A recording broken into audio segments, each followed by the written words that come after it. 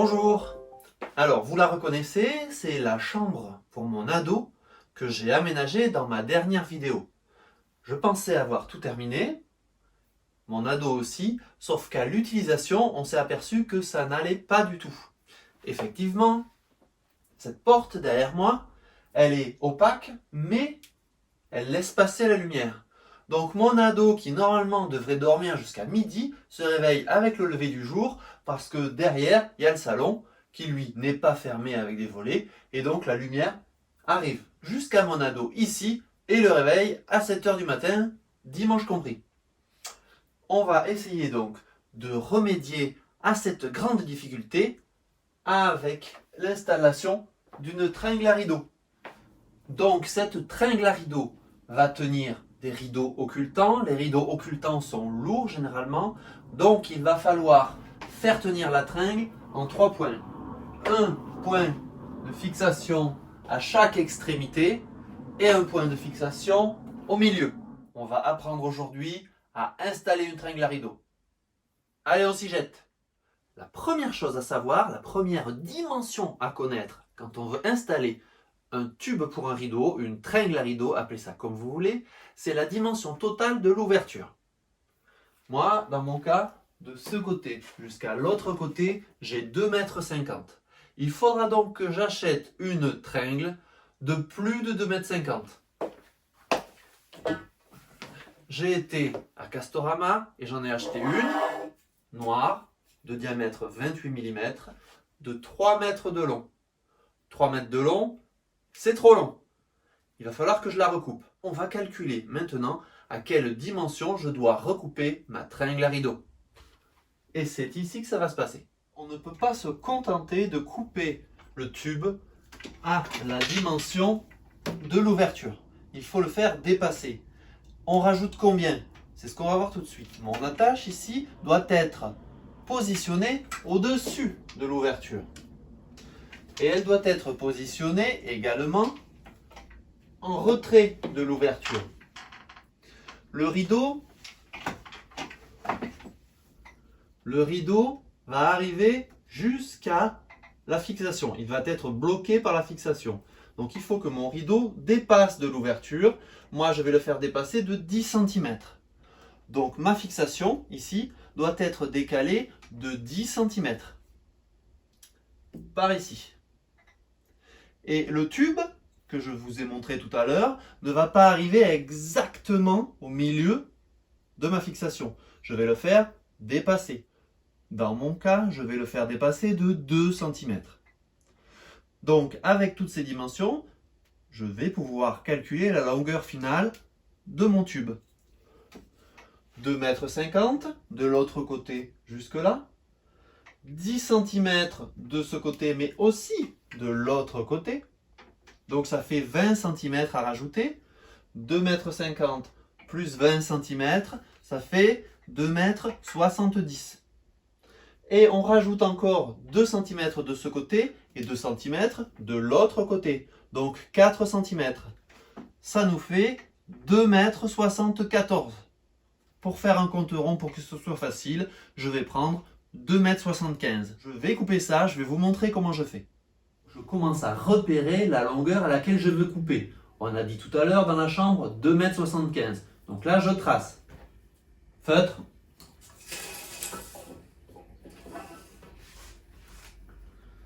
« 2,75 m, c'est ici.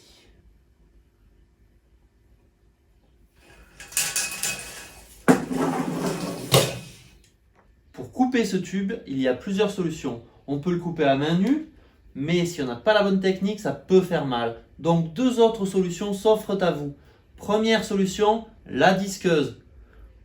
C'est un petit peu surdimensionné pour couper un tube comme ça. Surtout que si vous installez un tube ou une barre en bois, la disqueuse ne sera pas très efficace. Donc moi, je coupe mon tube métallique avec une scie à métaux. Ceci est une boîte à onglets. Ça sert à couper des petites moulures en bois ou ça peut servir aussi à couper notre tube en métal. Je repère ici la coupe à 90 degrés. je vais venir serrer le tube avec ce serre-joint. Voilà, je n'ai plus qu'à couper.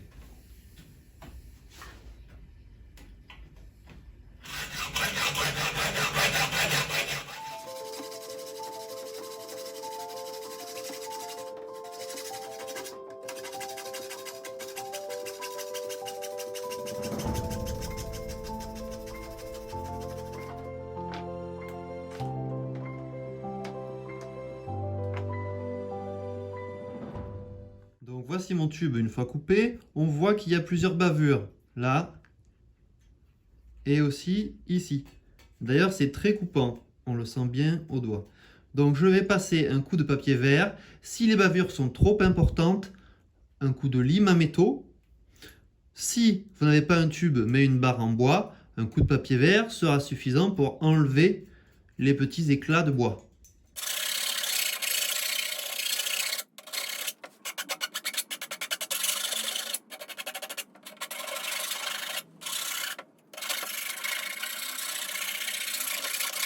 On a dit qu'on allait mettre le support ici, la fixation, au milieu de cette distance et à 10 cm en retrait depuis normalement cette surface, mais on ne fait pas une pièce aéronautique. On peut largement prendre derrière, ça ne changera pas grand chose. Donc 10 cm de retrait. J'utilise un feutre qui va pouvoir s'effacer sur mon mur.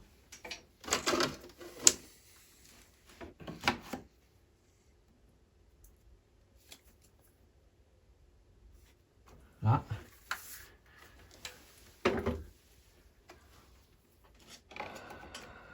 De là à là, j'ai 18. Donc j'ai marqué le milieu, c'est 9 cm. Et il faut que j'arrive à faire 10 cm plus loin. Donc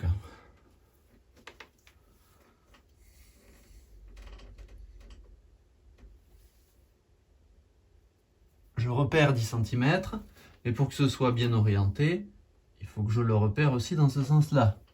9 cm ici. Voilà. Donc ce point-là est bien à 9 cm de là et 10 cm de là. J'ai effacé là. Ce point-là, c'est le centre de mon attache. D'accord? Bien souvent, ces attaches sont tenues en 3 points. Et c'est le cas ici. Donc, ce point-là correspond à ce point ici, mais les fixations se feront ici, ici et ici. Donc maintenant, toujours avec mon stylo qui s'efface, je vais repérer les 3 perçages à réaliser. Là, c'est pas précis, hein. Il suffit de repérer avec précision le centre, mais après, si nos perçages sont comme ça et comme ça, ou dans l'autre sens, c'est pas grave.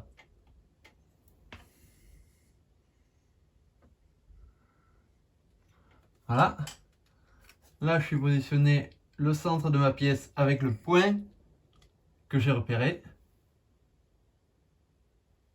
Et je vais percer ici, ici et ici. Voilà, je percerai à ces 3 points. Je mettrai une cheville que j'ai là. Voilà, une cheville nylon et une vis. Alors là, toujours pareil, c'est de la récup, mes vis. Celle-ci, c'est une vis à tête plate, mais j'en ai d'autres qui ont des têtes cruciformes. On s'en moque, de toute manière, ce sera caché. D'accord? Mes vis, elles seront cachées derrière la fixation. Jolie.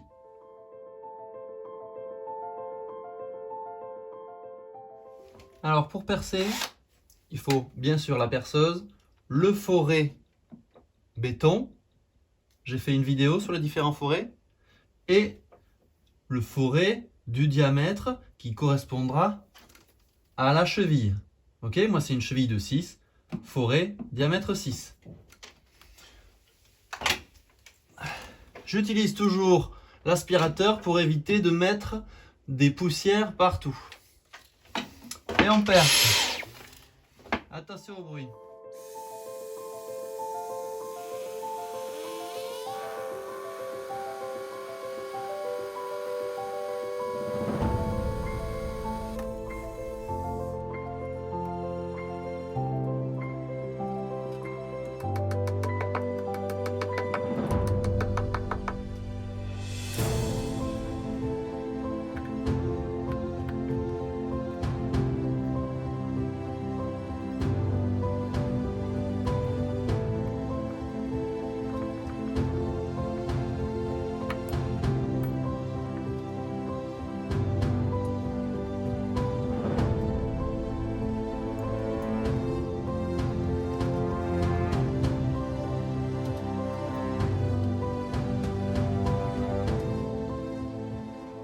Voilà la première des 3 fixations installées, définitivement.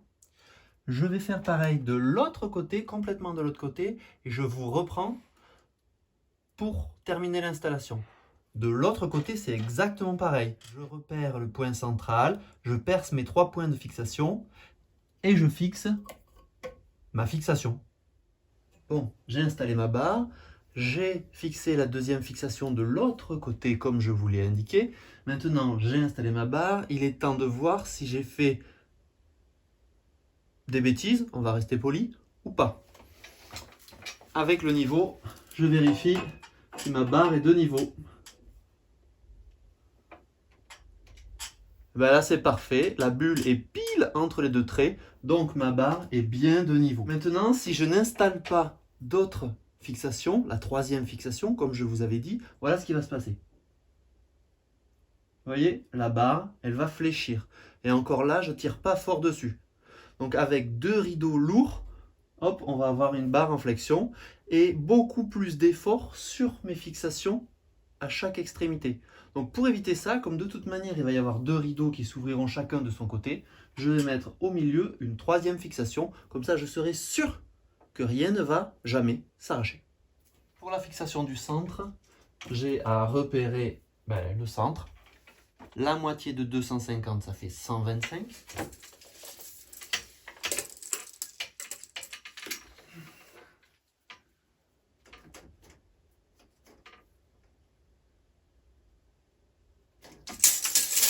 Voilà, toujours avec mon crayon que je vais pouvoir effacer. Là, j'ai la moitié de mon ouverture. Et il faut que je repère le milieu ici. Donc là, la moitié, ça fait...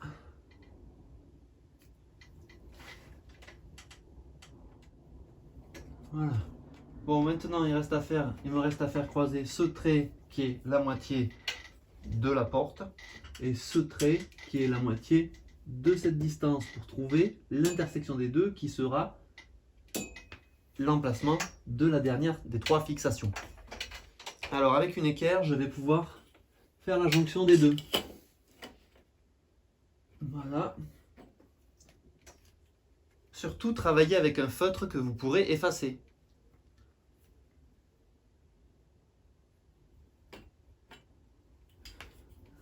Voilà.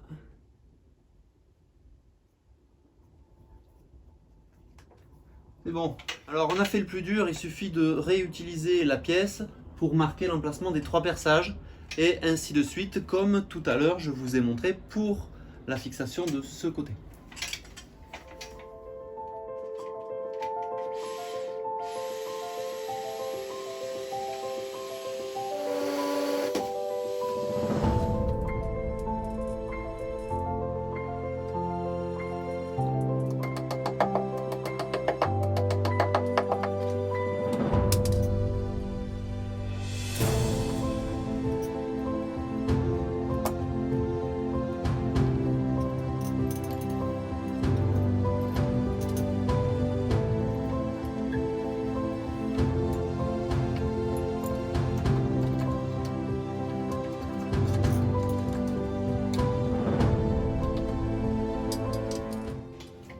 Allez, je remets la barre.